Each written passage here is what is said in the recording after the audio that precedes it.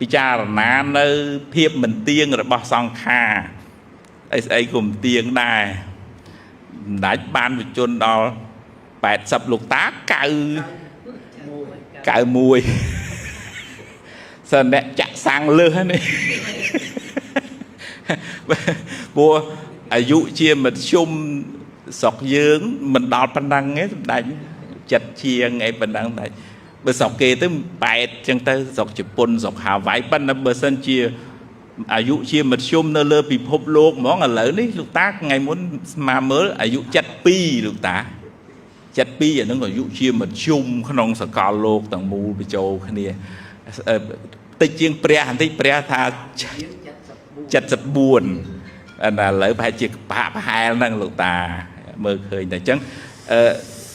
ស្មាសង្ខេបខ្លីថាយើង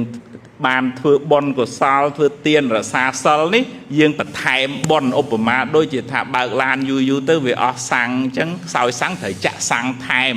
ការធ្វើអំពើបុណ្យកុសលធ្វើទានរក្សាសិលមុនប្រសងចម្រើនព្រះបរិត្តអីនេះជាការចាក់សាំងថែមបើយើងនិយាយភាសាមួយសម័យបច្ចុប្បន្ន deposit លុយនៅក្នុងកង់យើងពីព្រោះយើងចាយយូរហើយចាយតាំងពីកើតរហូតមកដល់អាយុ50 60 80ដកចាយរហូតបនចាស់នឹងលុយនៅក្នុងកង់ចាស់ហើយបើយើងអត់បានដាក់លុយថ្មីទេយូរទៅវាអស់វាអញ្ចឹងយើងអត់អាចធ្វើឲ្យជីវិតនឹងសบายកើតទេបើយើងខ្វះបនអញ្ចឹងយើងត្រូវជាបនព្យាយាមធ្វើបនតិចប៉ុន្តែធ្វើបនញឹកវិញបើមិនមានពេលវេលាធ្វើបនធំច្រើនទេធ្វើម៉េចឲ្យតក់ប៉ុន្តែឲ្យញឹកពុទ្ធលោកប្រើពាក្យថាថោកកាំងប្រែថាតិចប៉ុន្តែប៉ុណ្ណាំងធ្វើឲ្យញឹកវិញអាហ្នឹងដូចថាយើងអាសាស្រោច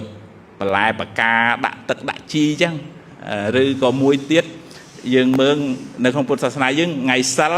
មួយសិលមានមួយខែមាន4សិលប្រាប់ថាណែកុំភ្លេចបន់យូរពេកឲ្យនឹកនាវត្តវានឹកនាបន់កសលផងតែយើងចាយបន់យូរទៅដូចឡានបើកយូរទៅអស់សាំងទៅមកលេងរួចហើយធ្វើការងារអីក៏អត់ចម្រើនដែរតែកាលណាមនុស្សយើងអត់បន់ធ្វើការងារអត់បានសម្រេចទេអញ្ចឹងធ្វើទានផងរក្សាសិលផងប្រាថ្នាងារឲ្យបានសម្រេចចាសូមអនុមោទនា